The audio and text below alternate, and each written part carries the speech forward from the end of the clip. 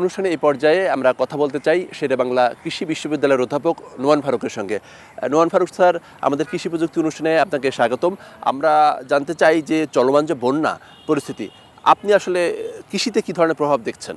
বর্ষাকালে আমাদের বন্যাটা খুবই প্রাত্যহিক। আমরা দেখি বর্ষায় আমাদের আর্লি ফ্ল্যাশ ফ্লাড হয় আমাদের হাওড় অঞ্চলে, যেটা এবারও হলো, যার কারণে আমরা দেখেছি আমাদের বিস্তীর্ণ এলাকার ধান কিন্তু তলিয়ে গিয়েছে।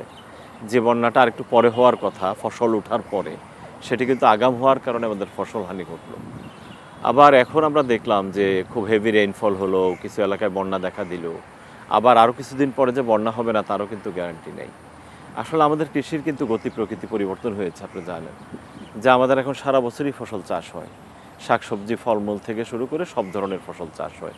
আমরা অনেক জায়গায় দেখেছি আমাদের আম বাগান পানির নিচে তলিয়ে গিয়েছে, বিশেষ করে পাহাড়ে। আগে কিন্তু আমরা এত ঘন ঘন বন্যা দেখতাম না, এখন কিন্তু আমরা পাহাড়ে বন্যা দেখতেছি।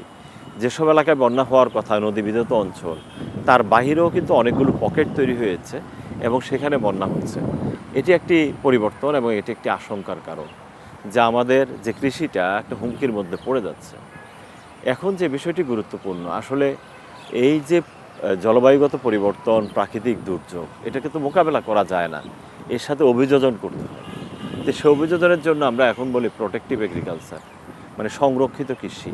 আগামী দিনে হয়তো আমাদেরকে ভাবতে হবে এই বর্ষাকালের জন্য আমরা কিভাবে লো কস্ট, অল্প মূল্যের পলিশেডে চাষাবাদ করতে পারি, একটু রেইজ বেড চাষাবাদ করতে পারি। আপনারা দেখবেন পৃথিবীর অনেক দেশে টবে একটু হ্যাঙ্গিং করে কিন্তু চাষাবাদ করে, কারণ এই সময় নিচে পানি থাকে। এই যে পরিবর্তনগুলো, আধুনিক প্রযুক্তিগুলো, সেখানে আমরা কিভাবে ড্রিপ ওয়াটার ইরিগেশন দিতে পারি, আমরা কিভাবে তরল সার দিতে পারি, মানে এর সাথে অভিযোজন করেই কিন্তু আমার কৃষিকে টিকে থাকতে হবে, কৃষিকে টিকিয়ে রাখতে হবে। এই বিষয়টি গুরুত্বপূর্ণ। সৌজন্যে আকিজ ফিড।